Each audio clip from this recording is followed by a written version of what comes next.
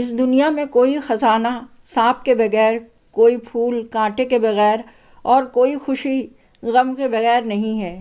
مولانا رومی رحمۃ اللہ علیہ۔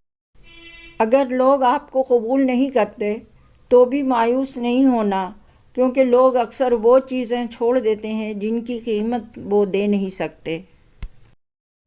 مانگنے والے کو دنیا دیتی ہے اور دینے والے کو اللہ دیتا ہے۔ مومن بے حیا نہیں ہوتا۔ رشتوں کو سنبھالتے سنبھالتے تھکاوٹ سی ہونے لگی ہے۔ روز کوئی نہ کوئی ناراض ہو جاتا ہے۔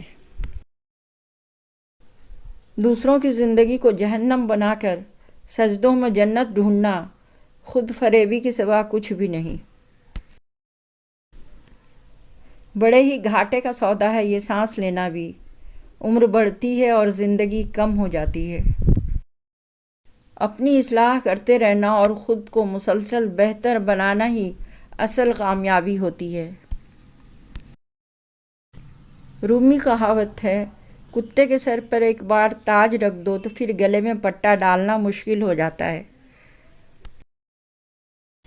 جو دعا سے بھی نہیں مل رہا ہے تو سمجھ جاؤ اللہ کو اس سے بہتر آپ کو عطا کرنا ہے۔ حضرت علی رضی اللہ تعالیٰ عنہ۔ کیا آپ نے آج درود شریف پڑھا؟ نہیں تو ابھی پڑھ لیجئے۔ صلی اللہ علیہ وآلہ وسلم۔ پیسہ وہ صابن ہے جو آج کے زمانے میں ہر قسم کے داغ صاف کر لیتا ہے۔ جن کے پاس زیادہ ہے ان کے عیب زمانے والوں کو اسٹائل لگتے ہیں۔ چھوٹی سی زندگی نے بڑا سبق دیا، رشتہ سب سے رکھو لیکن امید کسی سے نہیں۔ جس نے کبھی کوئی غلطی نہیں کی اس نے کبھی کچھ نیا بھی نہیں کیا۔ Albert Einstein. جھوٹ رزق کو کم کر دیتا ہے۔ ہمیشہ محتاط رہیں اس کنگلے سے جس نے 2 پیسے جمع کر لیے اور اس جاہل سے جس نے 2 سطریں پڑھ لیں۔ خاموشی تم سمجھو گے نہیں اور بیاں ہم سے ہوگا نہیں۔ کیا ضرورت تھی قانون کی کتابیں لکھنے کی؟ صرف اتنا ہی لکھ دیتے کہ جس میں طاقت زیادہ ہوگی عدالت ان کی غلام ہوگی۔ بھیڑیا صرف اپنی کھال بدلتا ہے، اپنا کردار نہیں۔ بلغاری کہاوت۔ جھوٹ بولنے کے بعد ایک اچھے حافظے کی ضرورت ہوتی ہے۔